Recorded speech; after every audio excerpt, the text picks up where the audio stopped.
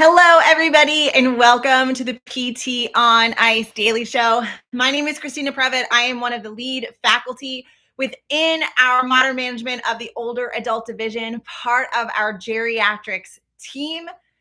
Everyone, we are flying high this week because we got from our MMOA division to descend on Lexington, Kentucky at Jeff and Dustin's Stronger Life facility, which was beautiful. And we got to show the world some of what we have been working on, which is some revamped material.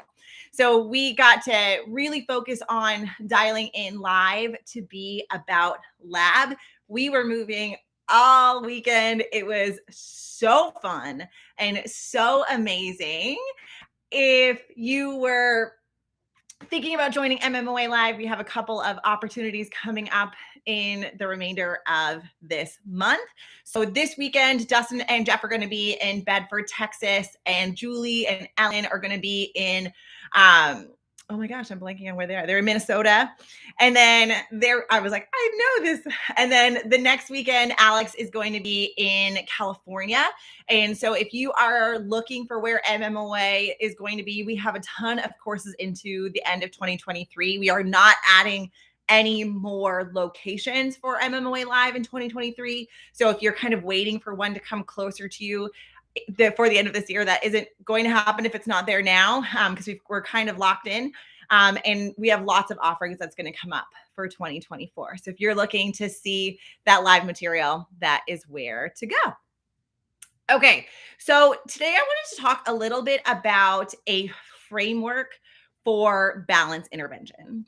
When it comes to balance, I think it's a bit tougher for us to put this marker of effort or intensity on, maybe more so than other styles of fitness. What I mean by that is when we think about aerobic training, it's easy for us to conceptualize effort because we're seeing that perspiration, we're seeing that heart rate response, and that's correlating to our rates of perceived exertion. When it comes to resistance training, right, the amount of effort is either going to fatigue kind of in those higher rep ranges, or our personal preference is getting to fatigue and effort through higher load.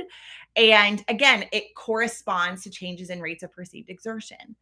When we're trying to conceptualize intensity, and then we're really don't really have the same magnitude or the same outcome measures with respect to gauging intensity well.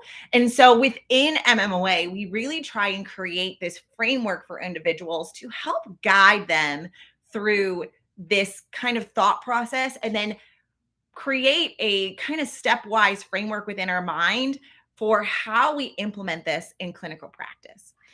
The way that we do this is by first looking at the mechanism at which individuals are falling or where they are having near falls. This is important, right? Our falls prevention initiatives are only preventative if we are identifying individuals early rather than waiting for them to get hurt and then working in secondary, tertiary prevention. We want to be able to identify those who are at risk for falls before that fall has happened, which unfortunately is not as common in our healthcare system as it stands right now. So we want to figure out the mechanism. We want to identify risk factors that are intrinsic to the individual and extrinsic around their environment. And then in order for us to put objective data on those things, we need to take that information from our subjective and use the appropriate outcome measure in order for us to have a good data point or multiple data points in order to guide our interventions. And then we want to make sure that those outcome measures that we are selecting are giving us tangible information, right? We don't want to be doing outcome measures for the sake of doing outcome measures. We want to do our outcome measures so that they can guide our clinical reasoning. And so let's kind of go through this very briefly and speak to the different aspects of it. First thing is mechanism, right? When we are asking about our person's perspective, many times they're kind of cursory with their storytelling. Individuals are when they're speaking about falls. Oh, well, I stubbed my toe and I fell over. What were you doing when you stubbed your toe? What was your frame of mind? Were you really rushing to get from point A to point B? Were you really tired because it was late at night? Were you holding something in your hand when you tripped and that created an other barrier or other cognitive load in your mind that created more of a predisposition to not be able to keep your center of mass over your base of support and respond to that perturbation? Was it that there was a visual issue going on and you were having trouble with depth perception? We need to kind of dig really deep into some of these stories because that's really going to triage this risk factor profile in our brain. But you're probably thinking, well, Christina, a lot of my clients just can't do that, or they don't remember, or they are not able to give us some of that really tangible information. And I hear you. And so when we don't have that information, the next step is for us to go to the literature and look at what are common scenarios that lead to falls in different settings, right? And how much do those mechanisms and that group of individuals that are being conceptualized in this research study relate to the people that are in front of you? An example is if you're an outpatient orthopedic therapist, looking at some of the acute care mechanisms of falls may be relevant, but probably is less relevant to you. So you're going to be wanting to know, well, what is happening for our community dwelling older adults? What does their profile look like? What age group are individuals looking at in this study? And then how does this relate to my current caseload or people that I have that I am seeing right now? And so there was a recent study that came out in 2023 that was doing a prospective, so following older adults forward in Boston, that was looking, for example, at mechanisms of falls in community dwelling older adults. So what they did was every month they sent older adults in this study, so they consented to this study, they were in their 70s or older. They sent a postcard to them and asked some questions. Did you have a fall in the last month? If yes, what was the mechanism? What were you doing at the time of the fall? And what was the cause of that fall with what you were doing? And I think this is interesting because they are two different things, right? So the cause of the fall in our community dwelling older adults over 70, for example, more than half was a slip or a trip. The activity when they were having that slip or trip was walking forward. That gives us a lot of information in terms of where we start with our older adults. We're not going to start standing on one leg. We're going to start with slip and trip training. We're going to look at reactive stepping, volitional step training. Maybe we'll do that in standing first to see where a person's control is. But we want to see what happens when they start having perturbations. And so if that slip or trip is happening going forward, it also tells us that that perturbation is often backwards or lateral. People aren't falling forwards, right? It's that they're slipping and coming to the side, or they're slipping and coming back. And that's a really important piece of information for us. And then it's going to guide where we go. So the next thing is now we're going to look at a person's risk factors, right? So extrinsic risk factors when individuals are having slips and trips was this in the wintertime and they're slipping on ice? Was this a step? Was this a rug that we know we're never going to get rid of, but we may ask about trying to tape down? These are things that we may be considering when we are looking at these mechanisms or are asking these questions.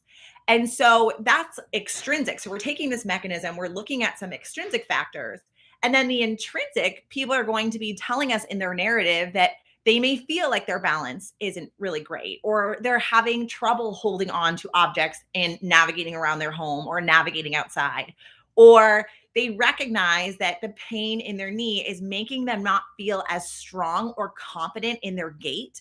And it's going to create them to have a hesitation to react when a perturbation happens because they've had times where their leg has given out, or they don't feel like they're strong enough to move their feet, right? They're telling us these things in their subjective. And so when we take that information, now it's going to guide us into our outcome measures. So if individuals are saying that they're having falls because of a strength deficit or a weakness issue in their lower extremity, we may want to make sure that we have a general mobility or a strength focused measure in our assessment to get a good idea of where our triage list is going to be. So we may use a 5 times sit to stand or a 30-second sit to stand test, or we may go a bit more general and go to the short physical performance battery, because the method showing us that potentially that capacity to move their feet is coming from a weakness issue. We are also going to want to, in this example, look at their reactive postural control.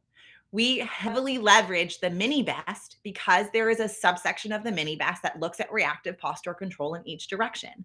So we're going to look at a person's capacity to react to a forward perturbation, backward perturbation, and lateral perturbation, right? If a person is having pain in the lower extremity, they're worried about it, and we do a lateral perturbation, they may not move their feet out. They may want to cross because they're worried that that painful knee on that left-hand side is not going to support their weight. So their reaction may be a step out to the right and a crossover to the right because of that painful knee. So now we've learned two things, right? We know that their pain is a contributing factor to their falls mechanism. It's an intrinsic risk factor that's creating troubles with clearance. It's impacting their gait, whether it's causing deviations in their gait or it's making them not lift their foot enough, and now slips and trips are more common. And we recognize that their lateral posturing, the way that they are moving to the side, is impaired. So now we've really dialed in our assessment, right? We've gotten a good idea about what's going on, and we've picked the outcome measures that are going to give us that information. Because if we just focused, for example, on a Berg, because that is our go-to balance assessment, not only are community dwelling older adults more likely to ceiling that out, but it's not really getting to the two really big issues that they spoke to in their subjective assessment, right? They are probably going to be able to stand at once and do a pivot transfer, but that 5 time or 30-second sit to stand that's requiring a repeated chair stand is going to hit into maybe their pain thresholds that they're going to start having some compensatory mechanisms. And they were talking about having perturbations in a forward movement pattern. So the Berg isn't capturing backwards and lateral perturbations. So we have to be using those mechanisms and risk factors that they're discussing with us in their subjective, and then leveraging the outcome measures that have strong reliability, validity, responsiveness, interpretability in order for us to have a good idea of what the next step is. But we're not going to do outcome measures for the sake of doing outcome measures. The next step is that we need to use those and leverage them in our interventions. One of the reasons why we also love the mini best is that oftentimes the way that we implement this is not day one. It's a little bit more of a longer intervention it's a longer outcome measure, but we use it at the beginning of a session because it drives us into our intervention immediately. So if we have, for example, there's the anticipatory subscales, sensory orientation, dynamic gait, and reactive postural control.